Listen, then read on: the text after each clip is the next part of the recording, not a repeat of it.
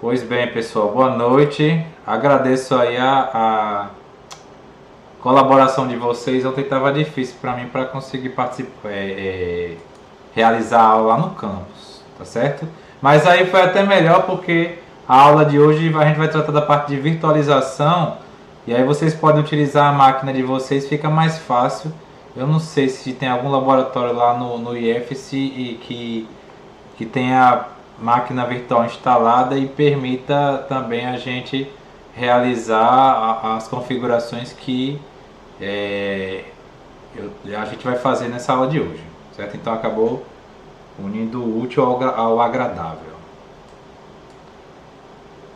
Vocês conseguem visualizar a minha tela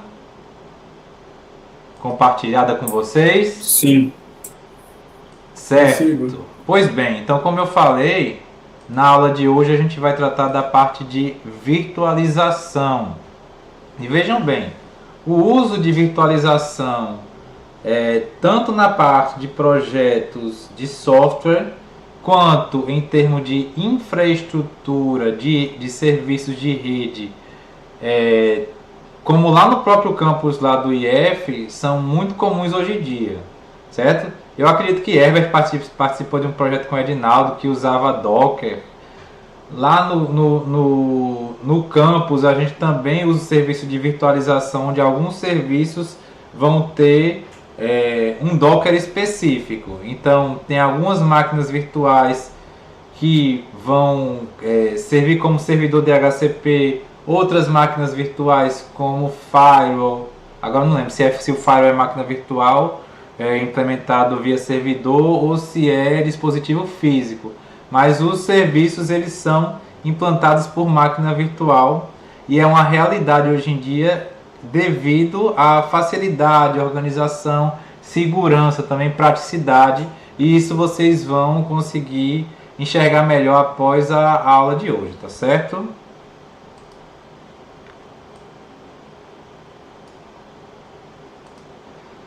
Pois bem, aqui a gente tem um sumário. Nós vamos começar com a parte de introdução e contextualização, depois tratar da parte de interface do sistema, virtualização de interfaces, os tipos de máquina virtual, falar sobre os hipervisores, os tipos, né? Virtualização de OS e também dos containers, e aí falar um pouco de JVM e algumas particularidades no que se refere a processadores modernos que facilitam a virtualização.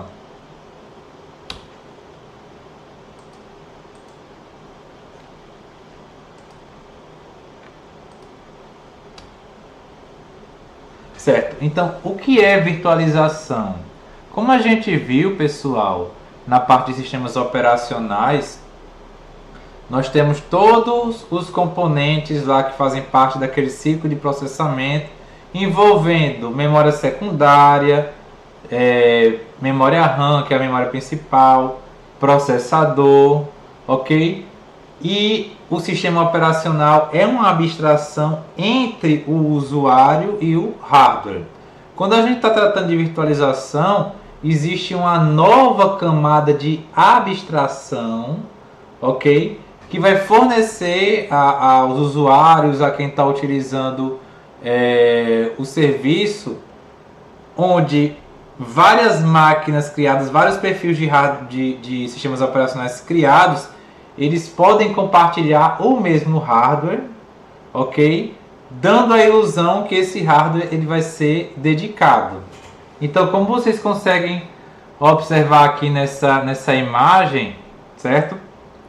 A gente tem uma camada de abstração entre o hardware e aquele sistema operacional que está utilizando o serviço, certo? Numa camada além do que o sistema operacional ele fornece habitualmente. Então, se normalmente nós temos o sistema operacional como uma camada de abstração entre o usuário e o hardware, ele vai servir como uma segunda camada, onde vai ter outro sistema operacional, certo? executando dentro de um chamado recurso virtual. Ok? Então, a virtualização vai ser criar uma versão virtual de uma coisa real, não a esmo, mas para garantir mais eficiência, permitir, por exemplo, testes, garantir mais segurança e também flexibilidade. Ok? E aí, por que a virtualização? A virtualização permite otimizar a utilização de recursos. Como eu falei para vocês, a gente pode ter uma máquina virtual, pode ter um container específico para cada tipo de serviço, certo? Isolando os serviços, pode migrar esses perfis para outras máquinas físicas, ok? Por exemplo, a reitoria ela usa vários perfis de máquinas virtuais para a configuração de rede que são aplicados em vários campos do IFPB. Só vai mudar alguma particularidade de um campus ou outro, certo? Isso aí também vai garantir isolamento e segurança, flexibilidade e agilidade, como eu já falei para vocês, redução de custos, certo? Além da gente ter esses custos reduzidos, implantando um servidor físico, a gente pode fazer a gente pode contratar um serviço de virtualização na nuvem, certo? Questão de portabilidade, como eu já exemplifiquei agora, suporte à nuvem, como eu falei, e DevOps, que é a utilização de vários times, infra, a parte de programação, para atuar junto a essas máquinas virtuais, não necessariamente dentro de um mesmo espaço físico. Ok? Agora trazendo aqui uma abordagem um pouco mais generalista sobre interfaces. Então, dentro de um contexto mais geral, certo? A gente tem as aplicações, o usuário, que vai ou utilizar uma aplicação ou ele vai implementar uma aplicação. A gente tem o sistema operacional com o seu kernel, que vai fazer a abstração com a parte do hardware, incluindo também os dispositivos de entrada e saída. E aí quando a gente tem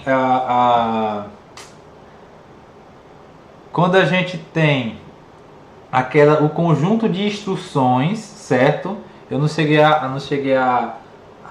lembro se eu cheguei a especificar esse nome para vocês. Aquele conjunto de instruções no processador, nós temos o nome de ISA, Instruction Set Architecture.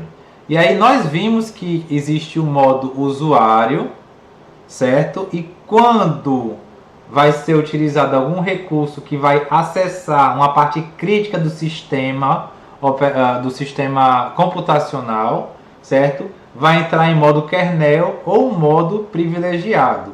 E esses acessos se dá por meio das chamadas de sistema ou system calls ou syscalls, certo? Que vai ser a interface entre aquele programa do usuário e o kernel do sistema operacional, garantindo o acesso aos recursos de forma controlada.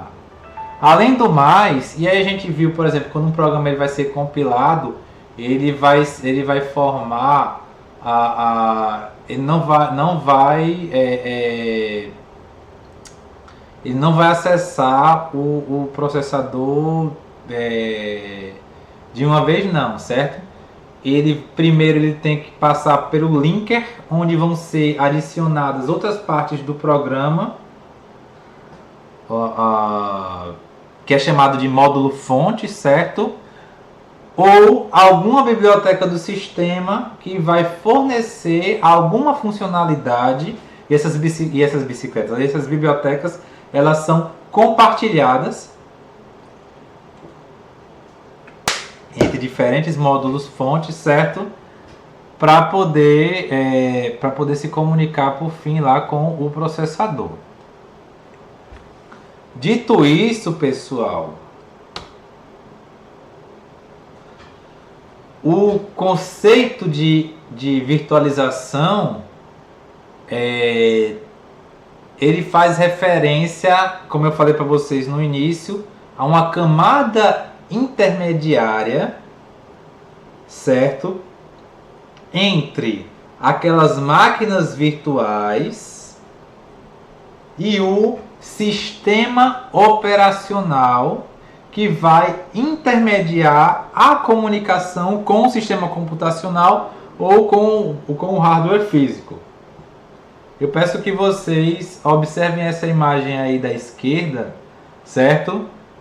Nós temos os sistemas convidados, nós temos o hipervisor, certo? E nós temos o hardware físico. O hipervisor ele vai ser a máquina virtual e o sistema convidado vai ser, por exemplo, se eu instalar eu pedi para vocês instalarem uma máquina virtual chamada VirtualBox, certo? Então, com o VirtualBox, a gente pode criar algumas máquinas virtuais. Eu pedi para vocês baixarem o Linux Lite e baixarem também uma versão do Windows XP, certo? Então, essas versões que a gente falou, elas são as máquinas virtuais que vão se comunicar com o hipervisor. O hipervisor no caso, ele é o VirtualBox, certo?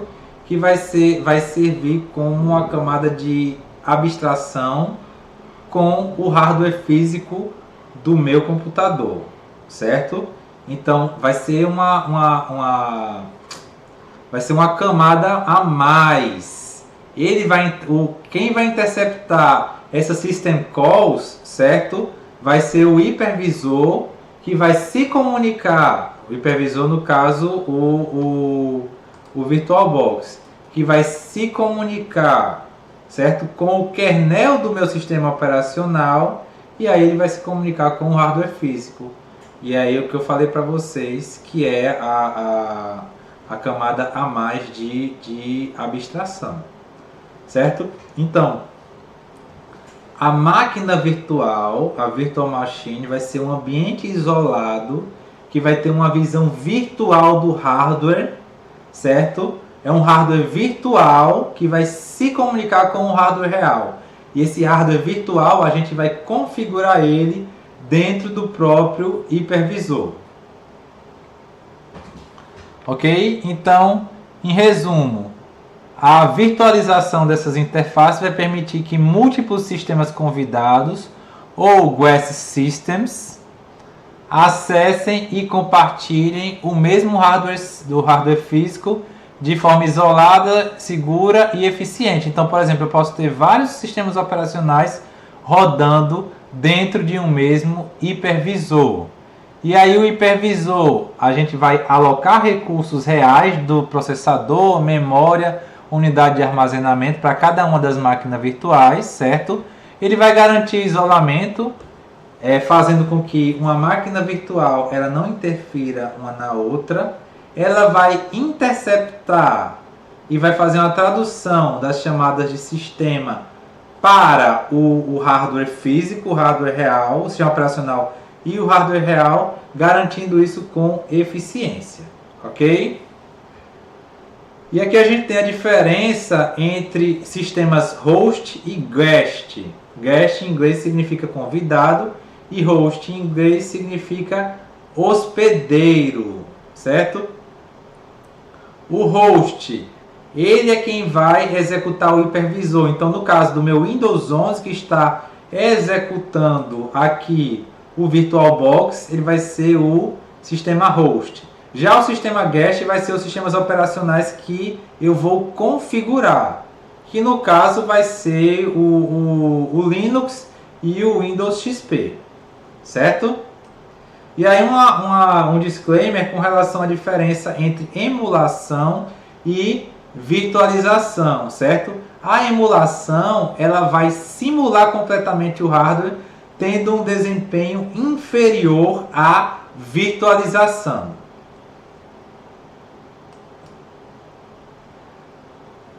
Aqui a gente tem alguns exemplos de tipos de máquinas virtuais, certo? Basicamente, a gente vai ter máquinas virtuais de sistema, que vai realizar a virtualização de todo o hardware físico. Basicamente, pessoal, nós vamos ter um sistema operacional instalado aqui em cima de um hipervisor. Então, no caso, eu vou ter uma versão do Windows, uma versão do Linux, uma versão do macOS rodando dentro do hipervisor, certo? Outro tipo de máquina virtual é chamado de máquina virtual do sistema operacional, que são os containers. Os containers, eles vão virtualizar apenas as partes do sistema operacional. Por exemplo, ele não precisa virtualizar boot, certo? Que vão rodar nos containers, certo? Então, por exemplo, um Docker vai funcionar como se fosse um programa rodando no meu Windows. Só que ele vai ter várias camadas que vão estar isoladas. Ok? Ele vai virtualizar algumas partes do ambiente de execução do sistema operacional, mas não vai virtualizar o sistema operacional todo. Certo? E aí ele não vai ser necessário utilizar um hipervisor, ele vai se comunicar diretamente com o kernel, o núcleo do sistema operacional. E aí tem as máquinas virtuais de processo, que vão realizar uma virtualização de nível de processo. Elas vão fazer uma compilação em nível de máquina virtual, ok? Gerando um ambiente para execução de um programa mais abstrato, mais genérico, isolando a execução do processo e garantindo portabilidade entre plataformas. Por exemplo, digamos que Herbert ele criou um programa em Java, certo? E aí, como vocês sabem, um executável no Linux, ele não vai rodar no Windows. Mas se por um acaso você tem uma aplicação Java que vai rodar em cima de um outro tipo de aplicação, que vai rodar em cima de uma JVM, se essa JVM está instalada no Windows e está instalada no Linux, ele vai funcionar nos dois sistemas. Ok? E a escolha do tipo de máquina virtual vai depender do tipo de aplicação que você vai buscar. Ok? Falando dos hipervisores, pessoal, como aqui o VirtualBox. Então, o hipervisor ou o monitor de máquina virtual, ele vai ser uma camada de software, firmware ou hardware que vai executar e gerenciar diferentes máquinas virtuais, certo? Então, o hipervisor, ele vai virtualizar o hardware físico do computador. E aí ele vai permitir que vários sistemas operacionais eles vão executar simultaneamente em VMs isoladas.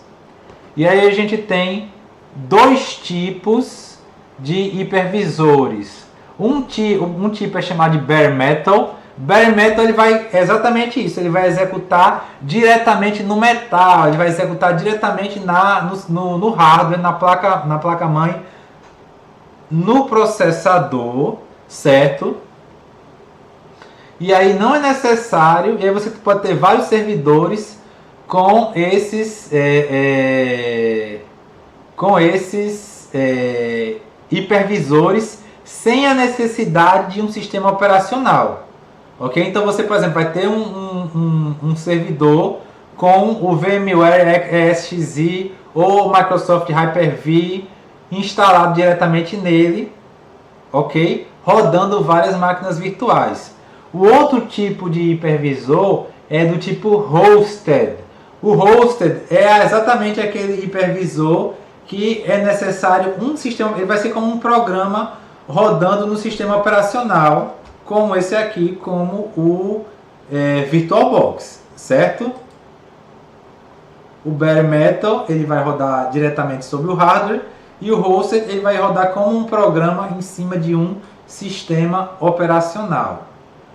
Certo? Então, por exemplo, aqui nessa imagem vocês conseguem ver a diferença entre os dois. As VMs rodando diretamente no hipervisor, vai ser a primeira camada, na verdade vai ser a única camada entre as máquinas virtuais e o hardware que está executando por cima. Já o hipervisor do tipo hosted, ele ainda vai ter o sistema operacional host, aquele que está hospedando antes de ter lá o hardware físico, certo? É uma camada a mais. Ô, professor, Oi. mas acerca das aplicações, porque assim, quando a gente vai criar alguma instância na Oracle, na AWS, tem exatamente essas duas opções de virtualização, né, no caso. Aí, qual seriam as aplicações de cada uma? Porque, assim, a mais escolhida, geralmente é essa hosted, né, que é diretamente numa máquina, direto. E esse bare metal, quais seriam as aplicações dela? Servidor. Por exemplo, se você tem um servidor que você vai colocar várias máquinas virtuais, para que você vai ter um sistema operacional nele? Entendeu? Ah, tô entendendo. Não tem necessidade, ele é mais eficiente. E aí você tem servidores que ele já vem com o hipervisor já instalado para você configurá-lo. É mais eficiente você utilizar um hipervisor do tipo bare metal do que o do tipo hosted. Ok? Mas aí se por acaso você já tem um servidor com um Windows Server ou um Ubuntu Server instalado nele, você quer fazer a virtualização, aí você vai instalar os programas do tipo hosted, perdão, você vai instalar um hipervisor do tipo hosted nele. Mas aí tem as aplicações de servidor, os hipervisores que vão rodar diretamente sobre o hardware, ok? Mas aí a gente tem, e de maneira mais eficiente, que você tem uma camada a menos. E aí a gente tem algumas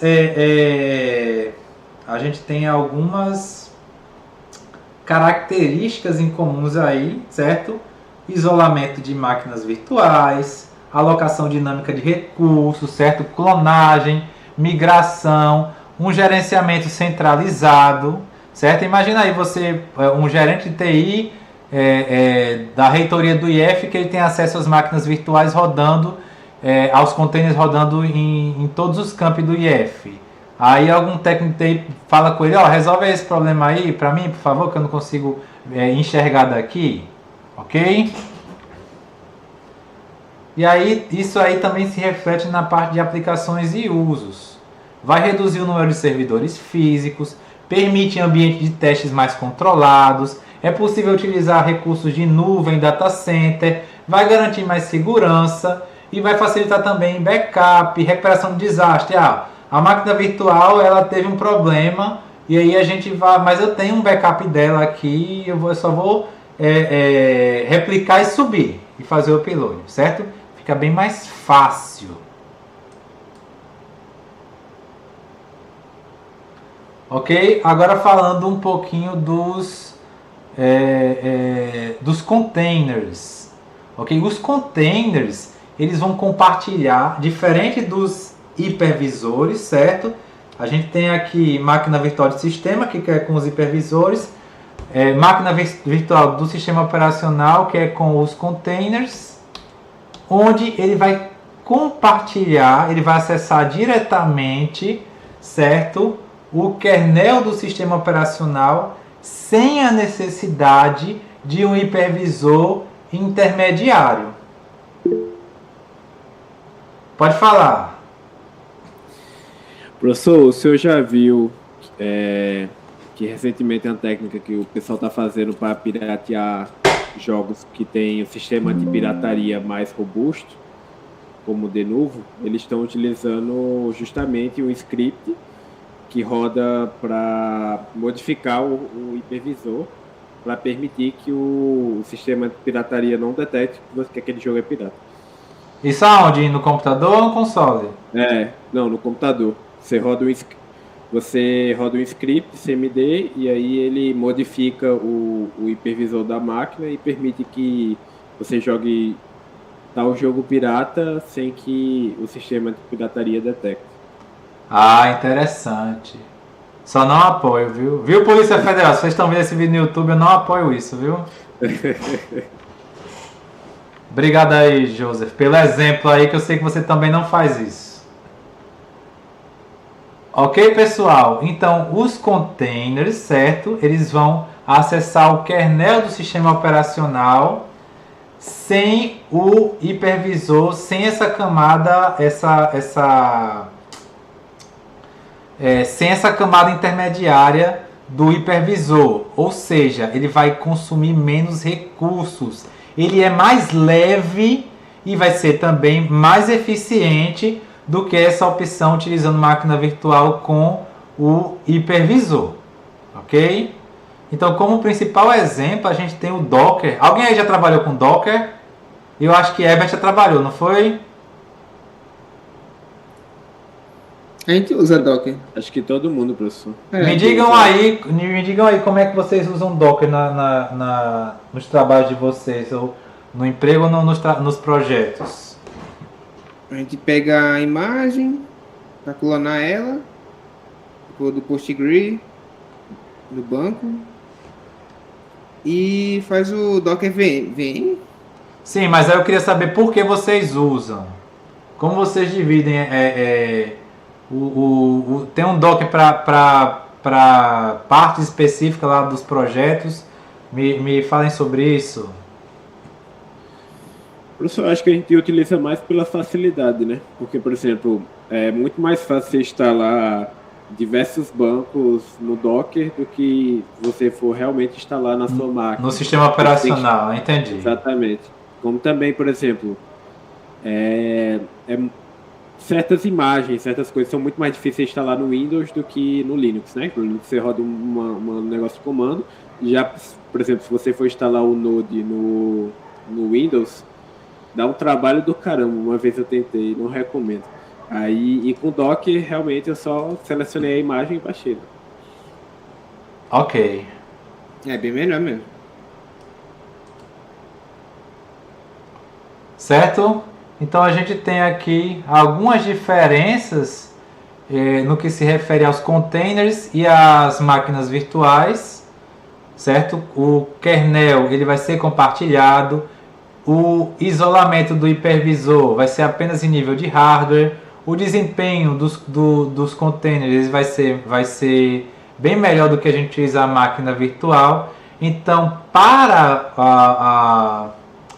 como vocês falaram aí, para a gente utilizar diferentes tipos de serviços, é muito melhor utilizar os containers do que utilizar as máquinas virtuais. Só que aí existem algumas aplicações específicas. Por exemplo, eu quero simular a comunicação aqui de um ambiente Windows com um ambiente Linux, simulando serviços de rede em cada um dos sistemas operacionais, com cada um com suas particularidades. Certo? Mas em nível profissional, não há dúvida que os containers eles levam vantagem. Ok, pessoal? Eu estou fazendo essa aula um pouquinho mais rápida porque tem algumas pessoas que vão sair. E aí eu quero que vocês participem da segunda parte, que é onde a gente vai fazer a instalação das imagens dos sistemas operacionais, tá certo? A parte prática. Certo. Ok, gente? Então, nós temos também o terceiro tipo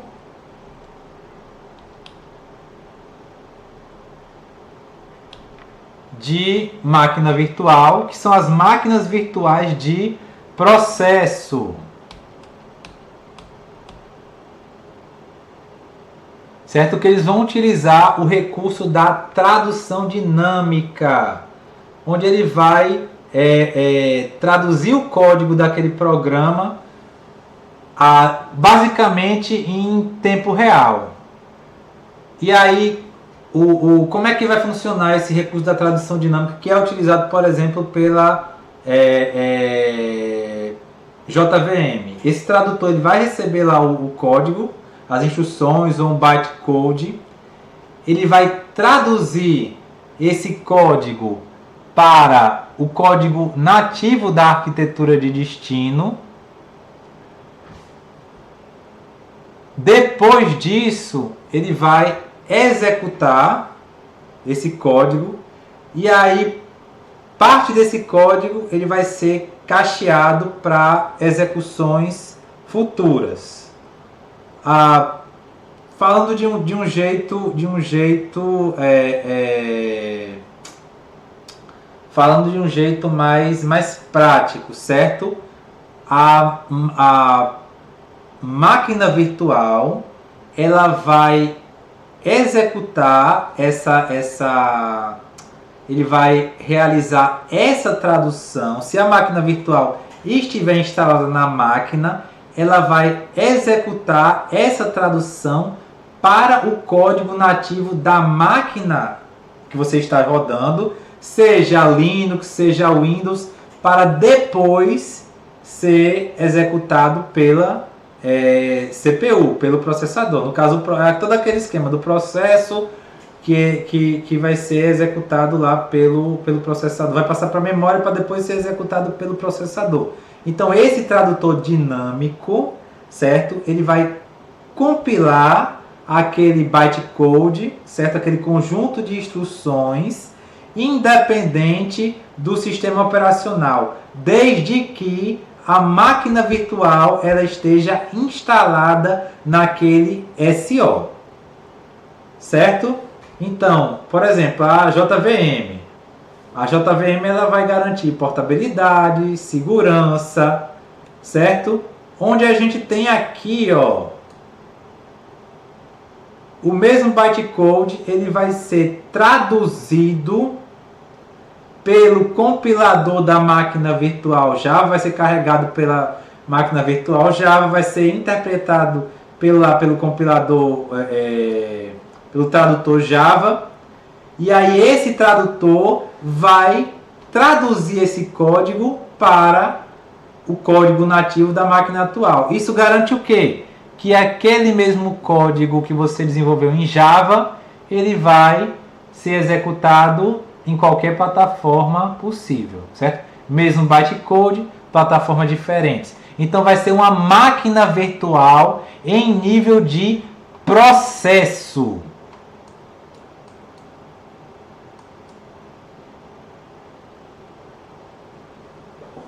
Ok?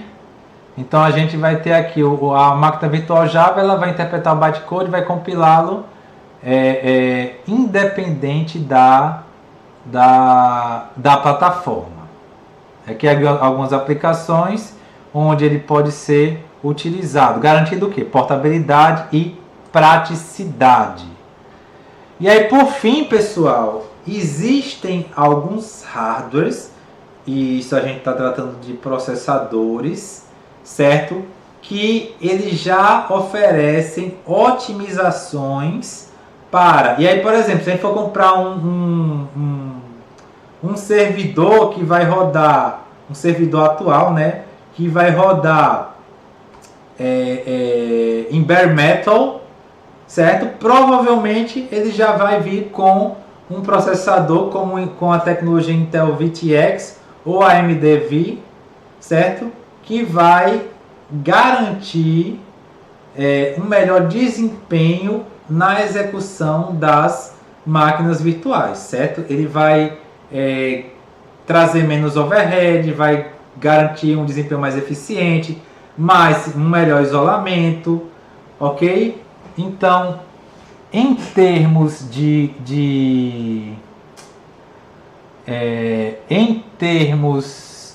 virtualização, é interessante, se por acaso alguém for fazer uma compra de um servidor para usar esses serviços de virtualização, comprar um servidor que ele já vem com a placa-mãe com algum desses tipos de processadores.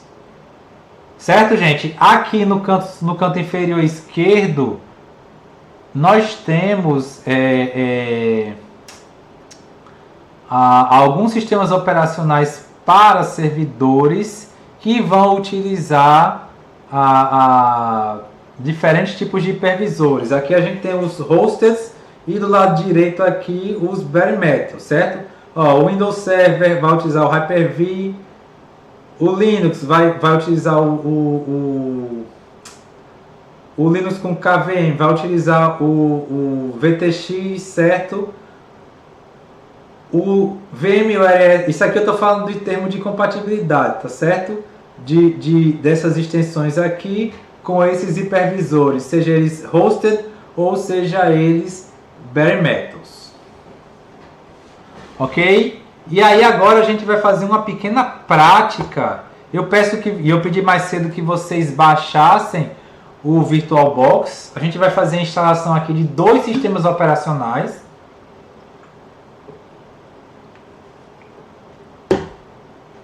Certo? Inicializem aí o VirtualBox, por favor. Certo. Cliquem aqui em novo. Aí ele vai abrir aqui, ó, New Virtual Machine, nova máquina virtual. VM Name, o nome da máquina virtual. Vamos colocar Linux Lit, certo? Ele vai já deixar por padrão o folder, a pasta da máquina virtual com o seu disco, certo? Aqui é a imagem ISO. Ó, selecionem aqui logo a imagem do Linux Lit. Ele já reconhece. Como o Linux Lit ele é baseado no Ubuntu, ele tá achando aqui que é Ubuntu, tá certo? Mas isso aqui não vai influenciar em nada não. Essa questão aqui de Unattended Installation, ele já vai, por exemplo, instalar um usuário padrão, uma senha padrão, tá certo? Por exemplo aqui, ó, VirtualBox User, a senha, mas a gente não vai mexer nisso aqui. Eu quero que vocês vão aqui em Specify Virtual Hardware.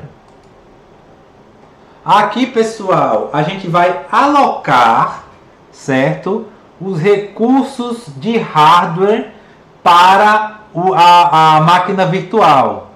Então, por exemplo, o meu computador ele tem 12 GB de RAM. Então aqui, ó, a quantidade que eu posso alocar. Então eu vou alocar aqui 3 GB mais ou menos. Quantidade de CPUs seria a quantidade de processadores baseado na quantidade de núcleos que eu tenho no meu processador. Alguém sabe a diferença de núcleo para thread? Thread eu estou falando de nível de processador.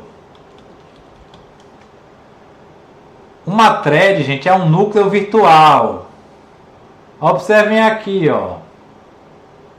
Esse aqui é o meu processador, certo? É o Intel Core i5 de 11ª geração. Cada núcleo físico, observem bem, cada núcleo físico, ele pode permitir, certo? 2 núcleos virtuais que são chamadas de threads. E se vocês observarem aqui, ó, esse meu processador, ele tem 4 núcleos físicos e ele permite multithread, então ele tem 8 núcleos virtuais que eu posso alocar aqui. Então o de vocês provavelmente vai estar diferente, ou com mais ou com menos CPUs, certo? Eu vou alocar aqui 3 GB e um CPU.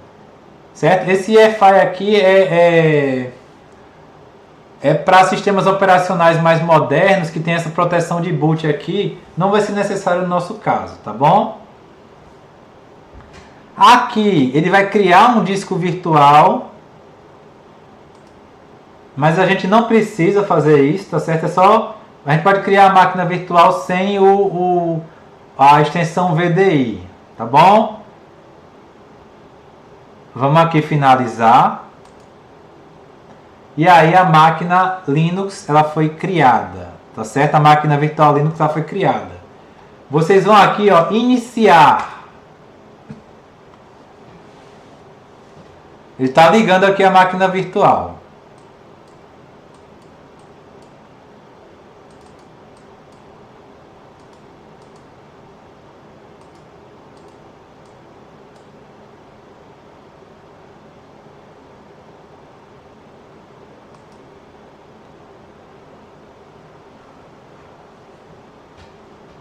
Certo? Ele vai permitir inicializar como se fosse inicializar direto do CD, certo? Do DVD, mas a gente pode fazer logo a instalação.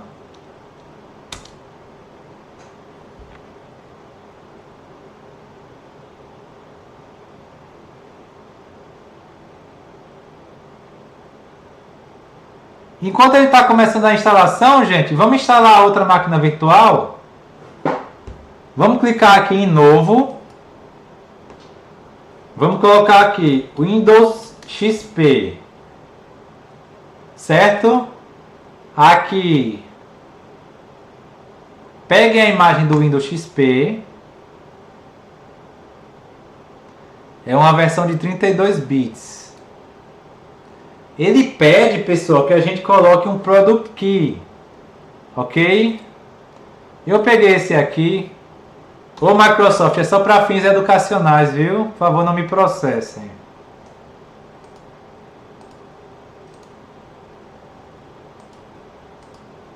Eu vou colocar aqui no chat.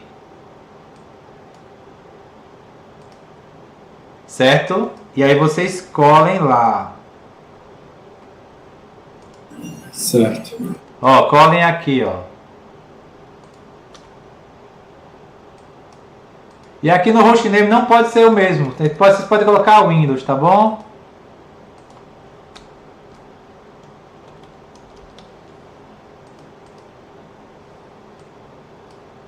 Especificar o hardware. Vamos colocar 2 GB, que ele é mais leve. E número de CPUs, 1. Tá bom? Vocês podem colocar para criar sem É engraçado, ele não consegue criar sem o... Ah, faltou esse aqui, ó. Faltou a senha. Vamos colocar aí FPB?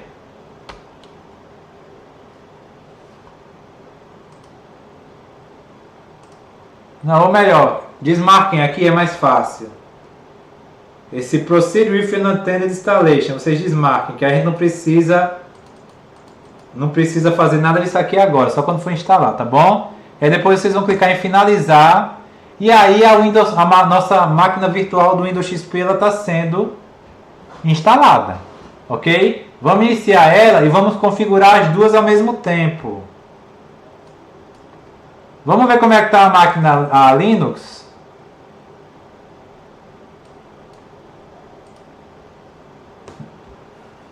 Acho que ele está instalando ainda.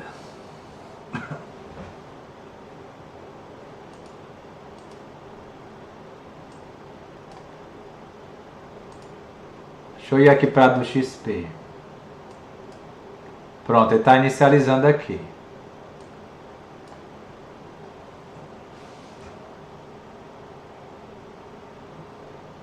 Essa aqui vai ser bem mais rápida do que no laboratório, viu, Joseph?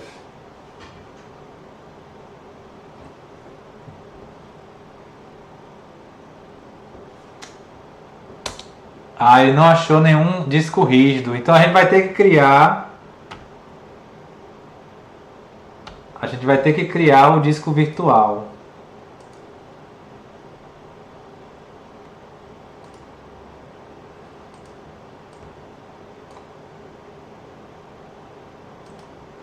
Vamos ver aqui em configurações.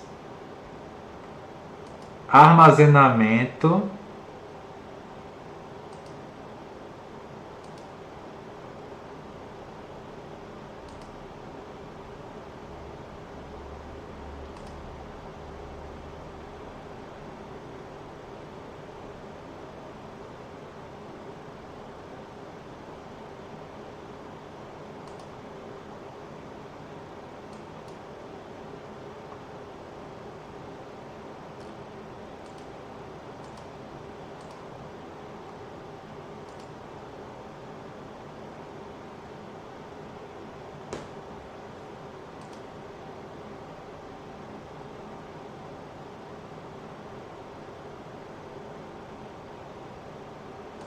Não, não é aqui não. Vai precisar mesmo do... Vai precisar do disco rígido. Tá. Deixa eu fazer de novo aqui. Ó, vamos lá, novo. Windows XP.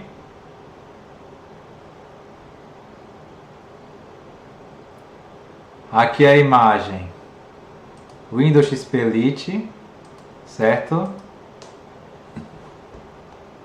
Vamos colocar 2 GB.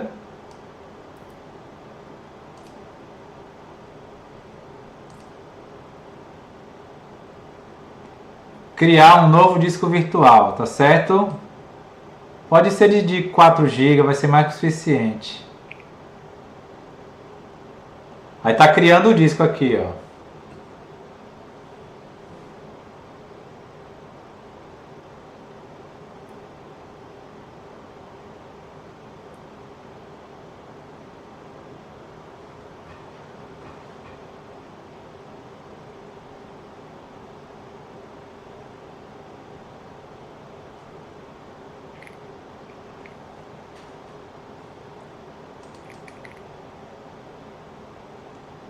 Ó, aqui, e vamos agora para o Linux Lite. Agora eu espero que, eu não sei se ele vai criar automaticamente o disco ou se ele vai pedir para eu criar.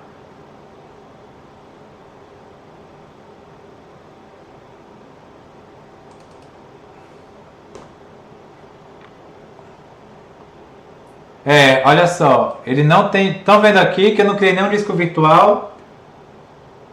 Sim. Então vamos lá, vamos lá.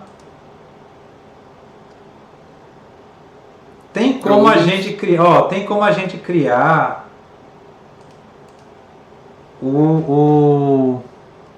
tem como a gente criar aqui nas configurações, tá certo? Só não estou lembrado onde é que a gente consegue fazer isso. Então vamos fazer o seguinte, vamos do zero de novo aqui, o Linux Lite.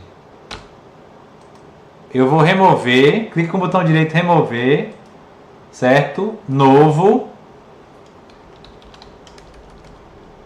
Linux Lite, tá certo? O Windows XP deu certo aqui. Deu, né? Porque a gente criou o disco virtual. Uhum. Aqui. Certo? Hardware virtual. Vou colocar 2 GB. E aqui eu vou criar o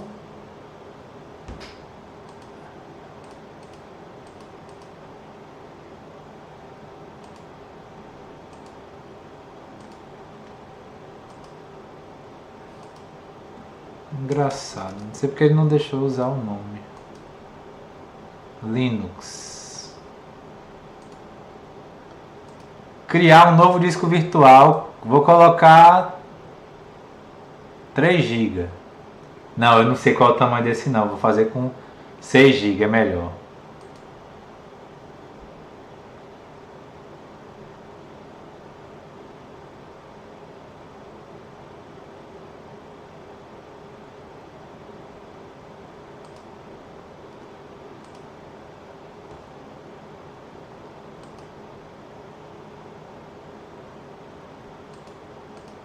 Engraçado, ele não está finalizando. Vocês conseguiram fazer aí? Eu tô sem espaço pro Linux Lite. E os demais? Vou botar o Windows, o Linux também. O Windows XP eu consegui. Engraçado, ele está dando um bug aqui que ele não está finalizando. Será que é por causa do espaço? Deixa eu ver aqui. E é por isso que ele não está finalizando? Deixa eu ver. Não vou dar 400 GB.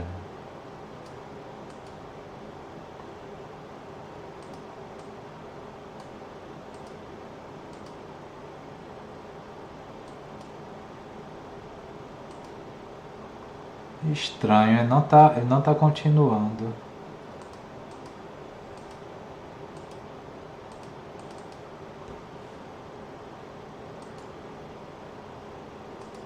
Deixa eu ver se eu consigo criar aqui. Ferramentas, mídia, acrescentar.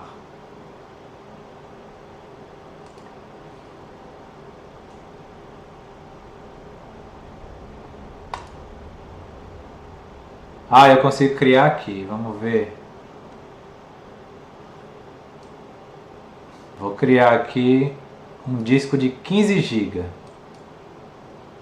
Pronto.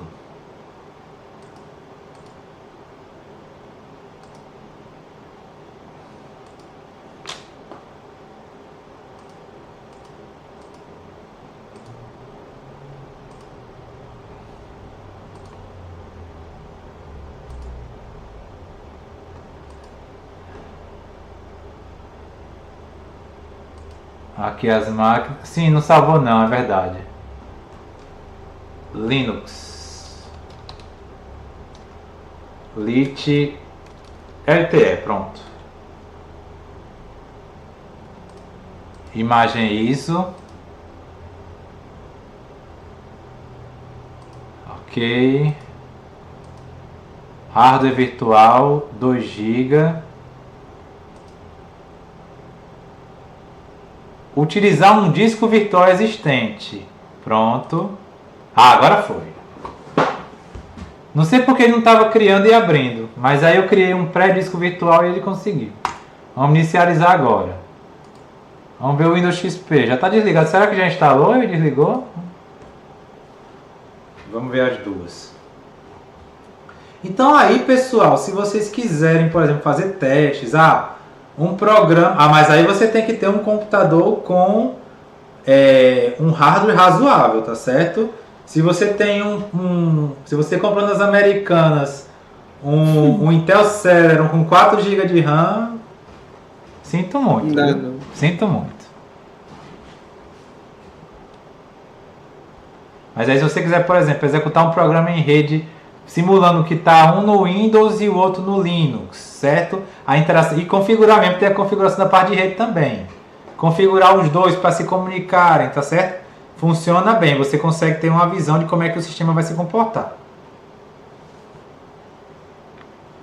Certo. Ó, vamos lá ver o Windows XP. Ó, o disco que eu criei, certo? A licença aqui não deu não. Deu não, rapaz. Veja aí se é um Deu espaço em branco. Os demais deu certo a licença? Eu usei a minha.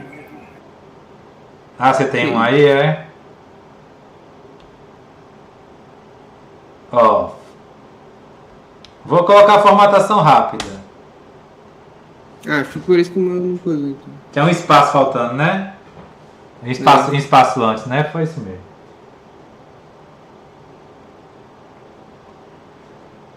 Ok. Que diferença, né? Para aquele computador lá que a gente fez semana passada. Não, aqui tava incrível.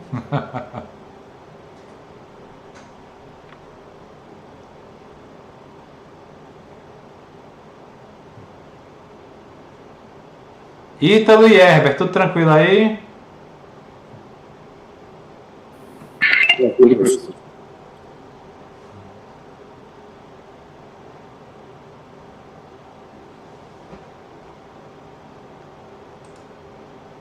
Deixa eu olhar o outro aqui.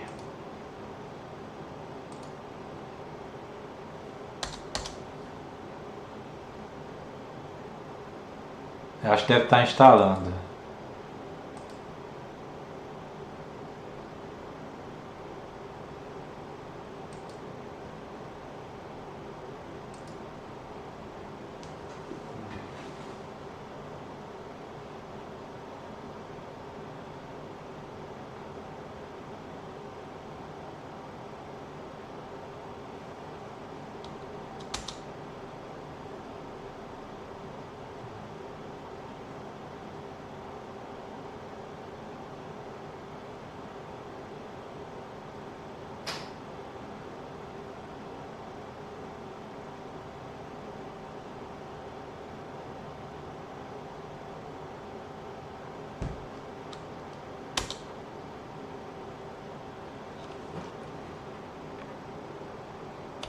Engraçado, eu já fiz o particionamento. Ah, eu acho que eu já sei. Ele ia inicializar e eu dei boot de novo pelo CD.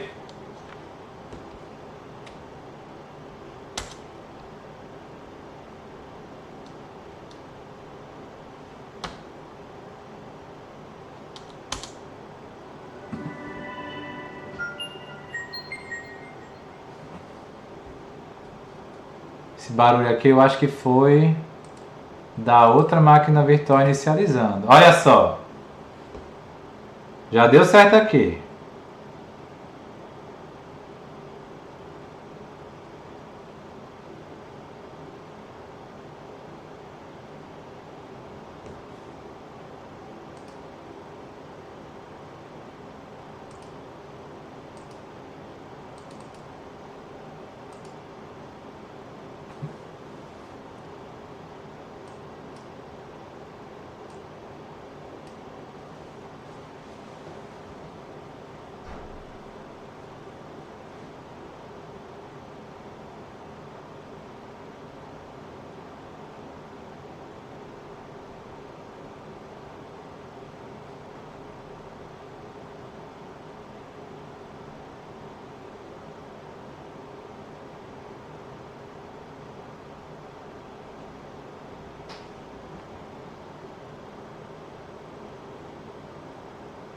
Não vou cometer o mesmo erro. Pronto.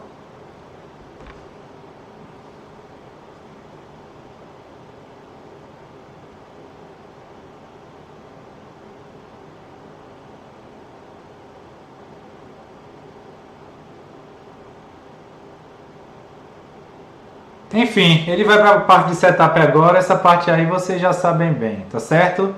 Ficou claro, pessoal? Sim, sim. Ficou assim. Show de bola. Deixa eu encerrar aqui a gravação.